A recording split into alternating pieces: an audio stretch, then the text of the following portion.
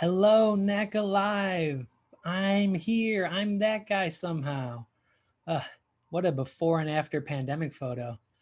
Maybe he's born with it. Maybe it's quarantine. Welcome, everybody. Today is March 342nd, 2020. As far as I'm concerned, we've not left that month. I would love to leave that month. I'd love to go back a month to February 2020.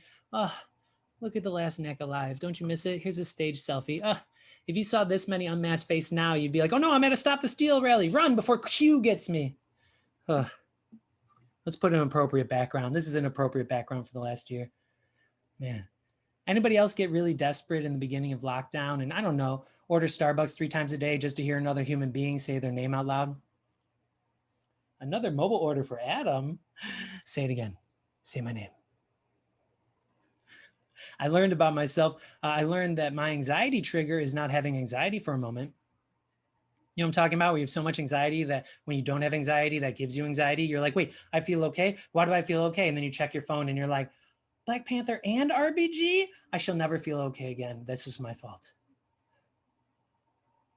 By the way, if you're having trouble with confidence in this time period, that makes a lot of sense. Here's what you should do when you're lacking confidence. You put up this background. It's the best background out there. See, now I don't feel confident because he's checking me out. Ladies know this. It's not because he's checking me out. He could be a creep. Who knows? It's because she's pissed about it. You know what I'm talking about? Don't you miss that? Don't you miss getting ready to go out and you're like, I look so good that I'm going to get some boyfriends in trouble tonight. I miss it. Let's go back to the regular background. By the way, I thought the Zoom shows would be hard, but I'm really used to it and I love it, the interaction. The hardest show I had was right before the pandemic. I did a comedy show for nuns. Y'all ever do comedy for nuns before? A few of you are like, only a confession. I got yelled at for calling them nuns. They were sisters. I was like, what's the difference? And they said, well, sisters can leave the convent and they can own some things, but nuns cannot leave the convent and they can't own anything. And I was like, is that why they call them nuns? You know, not sums or little bits.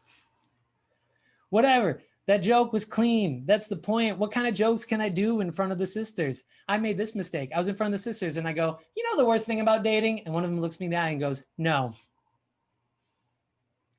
And I was like, oh shoot, I can't do jokes about dating or marriage. And one of them goes, why not? And I'm like, because y'all can't get married. And she goes, I'm married to Jesus. And I was like, that's a little different. And she goes, how? How? Okay. Jesus doesn't cut you with his weird ass toenails when you cuddle at night. Jesus doesn't put the empty almond milk carton back in the fridge. Jesus doesn't Dutch oven you in the morning and pretend to still be asleep. Those are real relationship problems.